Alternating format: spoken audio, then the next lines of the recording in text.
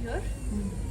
For the first step, you need to spin the wheel at full speed, maximum speed. Place the foot aside and the wheel will still keep spinning. So the pedal locks at that speed. If you need to reduce the speed, push it down and place your foot aside. Okay? So now, once I hand over the clay, you need to first pat it into a nice ball. Place it aside. Your elbows have to be fixed down and upper body leaning forward. This has to be the posture. Spin the wheel at full speed, squeezing out most of the water out of the clay.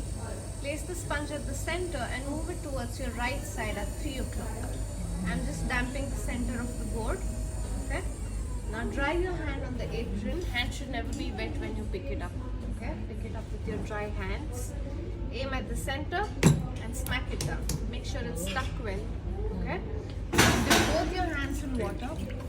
Add some onto the clay. Spin the wheel at full speed again. Here, if you just watch my finger movement, you can see that my index is shaking. It's not stable. So the first step is called centering, where we try to bring the clay to its center, and it is supposed to be spinning symmetrically and not wobble in this way. So both hands apply equal pressure in opposite directions. Keep your fingers overlapping in the front. Don't interlock them, just overlap. Right hand cups the clay first. Left overlaps. You need to lock your thumbs together. So this is the hand position. Now if I'm not applying any pressure, just touching the clay, you can still see my hands moving, right? So put all your upper body weight on your elbows and hold it tightly.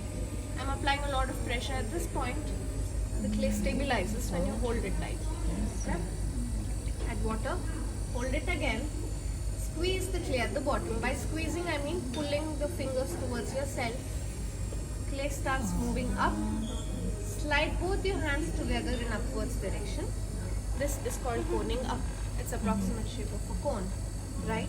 So I'll push the clay back down, placing my left heel, the fleshy bumpy part below your thumb.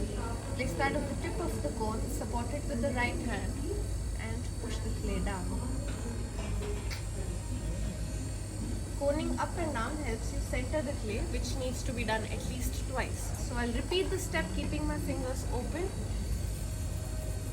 If you squeeze it at the bottom, clay starts moving up, and slide your hands together to the top to make a cone. What you should not be doing is, if you just hold at one point and squeeze too much, it breaks. Drop the broken bit in the small bowl. Don't try to stick it back. It will not stick anyways.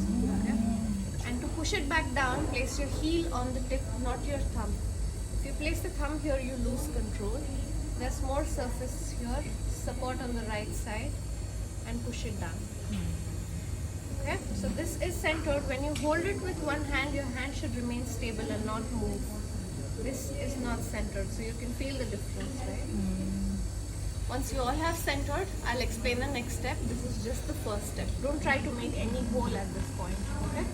Just center it this way. It shouldn't be too flat, it should be domical in shape. If you push it too down, that will not help you with the next step. So avoid pushing it too much.